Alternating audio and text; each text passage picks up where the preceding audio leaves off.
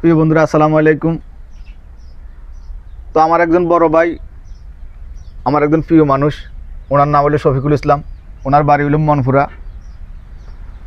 তো উনি ছোট্ট একটা চাকরি করে, তারপরও এই দ্বীপচরে অসহায় মানুষের জন্য 3টা পাঞ্জাবি দিছে।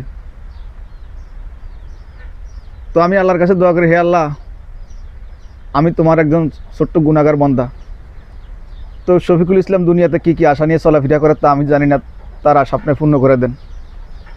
তো আমি যাকে পাঞ্জাবিটা দিব খুব অসহায়, তার একজন ছেলে বোবা প্রতিবন্ধী। নেন কাকা। তো আমার এক বড় ভাই শফিকুল ইসলাম, ওনার বাড়ি হলো মনপুরা। তো অসহায় 3জন মানুষের জন্য 3টা পাঞ্জাবি পাঠাইছি। তো আপনার একটা দিলাম, আপনি খুশি হয়েছেন? ইনশাআল্লাহ আমি খুশি। তো ওনার জন্য দোয়া করেন। আল্লাহ, আমি পাইয়া মানে খুশি হয়েছি। আসসালামু আলাইকুম। পাঞ্জাবিটা পাইয়া খুশি হয়েছি। আল্লাহ, আপনি যে পাঞ্জাবিটা দিছে সে আশা করি দিছে বা দেয়, বা যেই আশা করি মানে যারা কামাই রুজি করতে গেছে, আল্লাহ তুমি কামাই রুজি বরকত দিয়ে দিও। আল্লাহ, তুমি মানে তার সমস্ত আহসান করে দিও। আল্লাহ তার মা বাবা কলিজা ঠান্ডা করে দিও। আল্লাহ তার কি ব্যবসা বাণিজ্য মানে পূরণ করে দিও।